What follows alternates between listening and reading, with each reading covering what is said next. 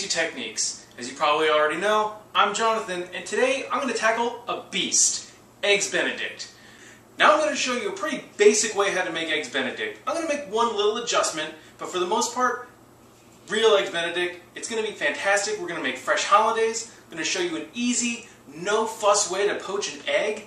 We're going to make a nice little bacon weave, and we're going to toast up an English muffin real nice. It's going to be awesome. So strap yourself in, and let's get to work. Okay, so there's a decent number of ingredients that we're going to need to make today possible, starting with our old friends, salt and pepper, of course. Canadian... no, that's traditional. Bacon! 2 large chicken eggs. One we're going to separate and use just the yolk for the holidays, and the other we're going to poach for the egg. 2 sticks of unsalted butter. I'm going to cut this down into pieces in a little bit. 1 lemon. We're going to just use the juice of that. And some cayenne pepper. Believe it or not, very traditional in the holidays. So, obviously, we have some bacon on my board, and I got my glove for protection. We're going to start making our little bacon weave / plate thing, but first we need to cut these pieces down into more manageable sizes.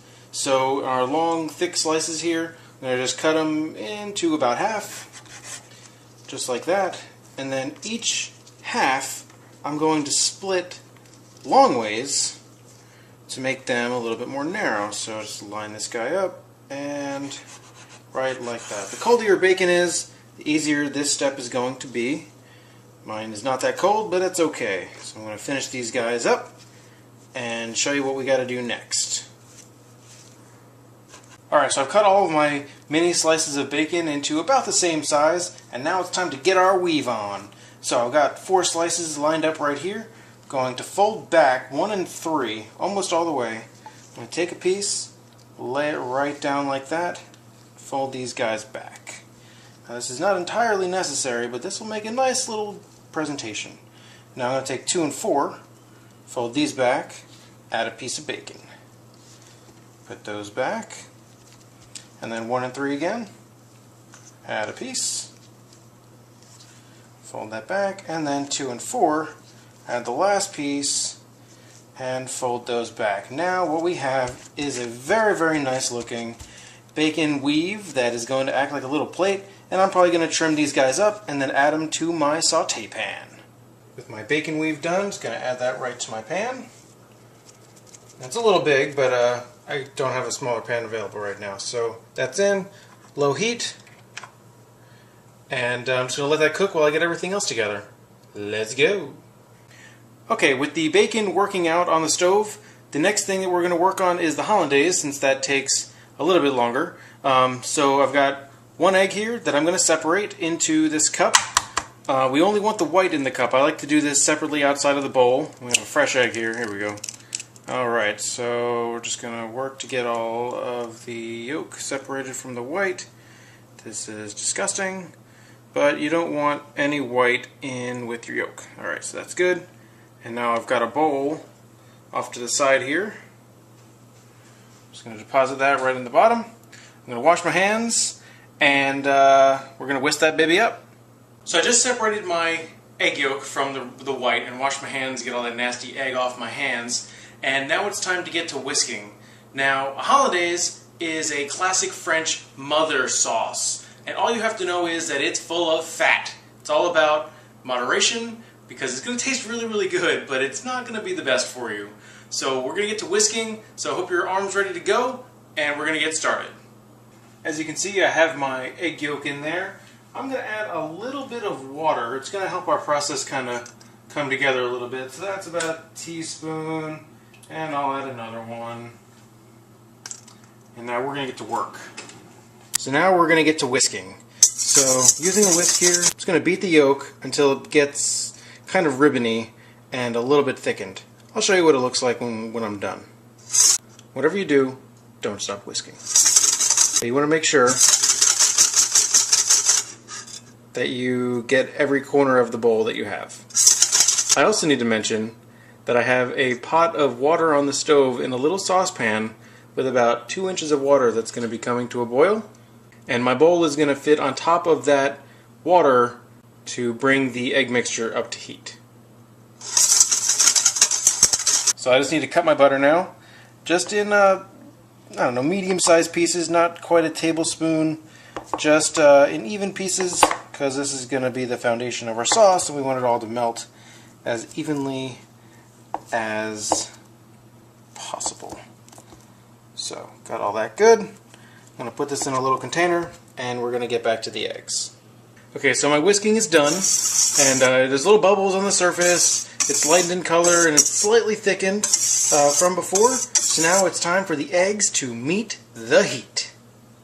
So my water is up to a light boil. That's fine, plenty of heat. I've got my bowl here with my egg ready to go. It's time to get on the heat. And you want to make sure you have your butter standing by, because once this train starts, there's no stopping. So, bowl on top of the water. You want to make sure that there's not enough water to touch the bottom of your bowl, and then you're going to whisk. And when I say whisk, I mean whisk. You do not want to stop. And we're not going to add the butter yet. We want the eggs to get to a phase where they're thickened almost significantly.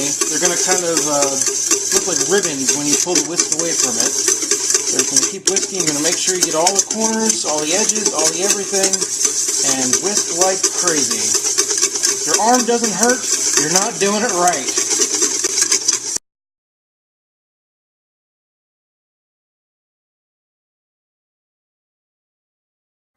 You know what, guys? Sometimes things work out and sometimes they don't. The first time I actually broke my hollandaise. This is attempt number 2.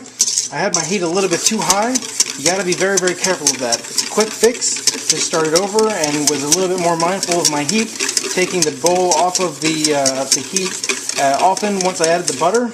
And now I've got almost all of it completely melted, which is nice. And you can see it's very creamy. Very, very nice looking, and oh boy, this is going to taste good. But it's kind of bland right now, because it doesn't have any salt or pepper or anything in there. So I'm going to bring this back over to the board, and we're going to season it up. And the bacon flip.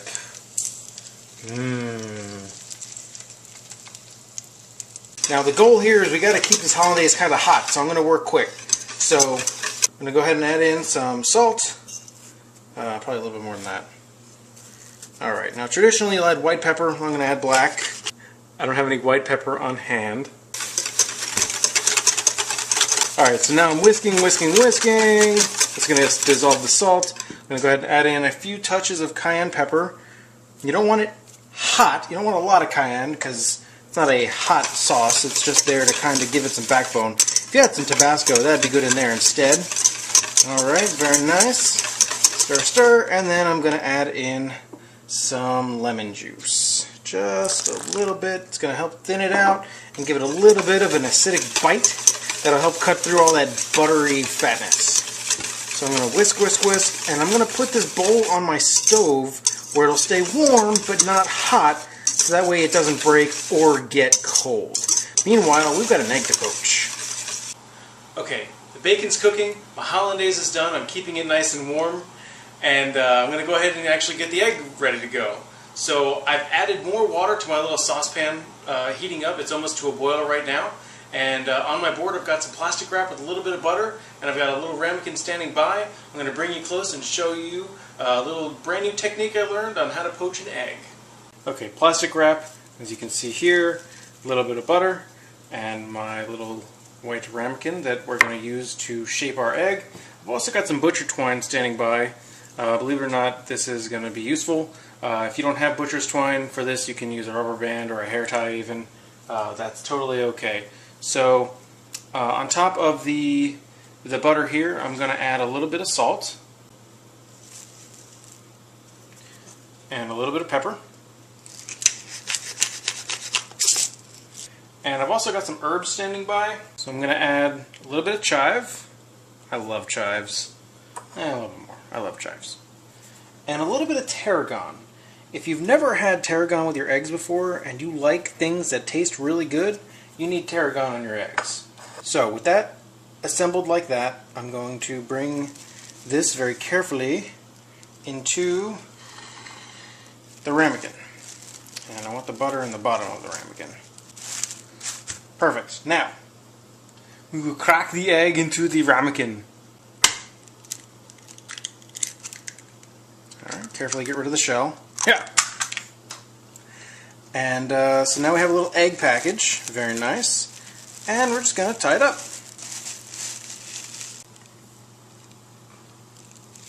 And just try to tie it. Doesn't have to be fancy or perfect or anything like that, just tight. If you can even get it in there. Just do 2 for good measure. Clearly I'm not good at this. Alright. So I've got a nice little egg package. It's got delicious tarragon chives and some butter. And that's going to be dropped into our nearly boiling water. Okay, so my bacon is done, ready to go. So I'm going to carefully, or not, take this off the heat, right into my plate. Got 1 paper towel down there on the bottom. And I'm going to put 1 right on top of it to soak up that extra fat. Okay, so I've got my water at an optimal poaching temperature. It's not quite boiling, it's still a little bit more than a simmer. None of the bubbles are really breaking the surface. You got a couple, that's totally okay. I'm going to go ahead and drop my egg package into the water and make sure it's fully submerged in there and set a timer for 3 minutes, and it's time for extraction. Bacon is done. Hollandaise, done. While my egg was poaching, I had my English muffin in the toaster, getting to a nice golden brown. Guess what? That's done. My poached egg, done. It's time to assemble and eat. Let's go! First, I like to add a little bit of hollandaise right to the bottom of the plate. That will help keep the English muffin in place. Just a little bit. Next, the English muffin. Now that's there. Next, the bacon. A perfect weave.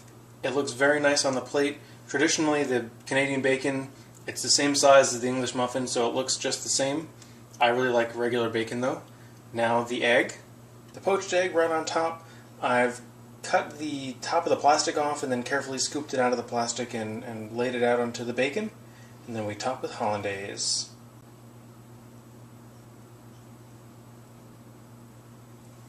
Little chive garnish there.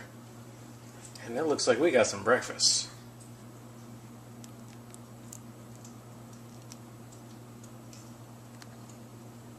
So there we have it.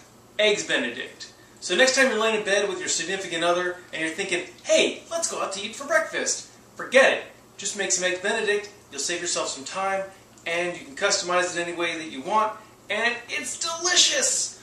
Now admittedly, it might be a little bit too much work if you're just eating for yourself or maybe 2 people, but if you have some family over, 4 or 6 people, you can make the hollandaise in a big bunch and it cuts down a lot of the time, especially the poached eggs. You can cook those, keep them in your fridge for 2 days, and then just reheat them whenever you're ready to eat them.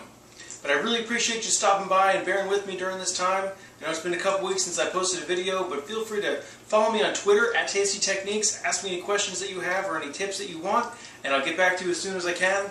Thanks for watching me today, and I'll see you next time.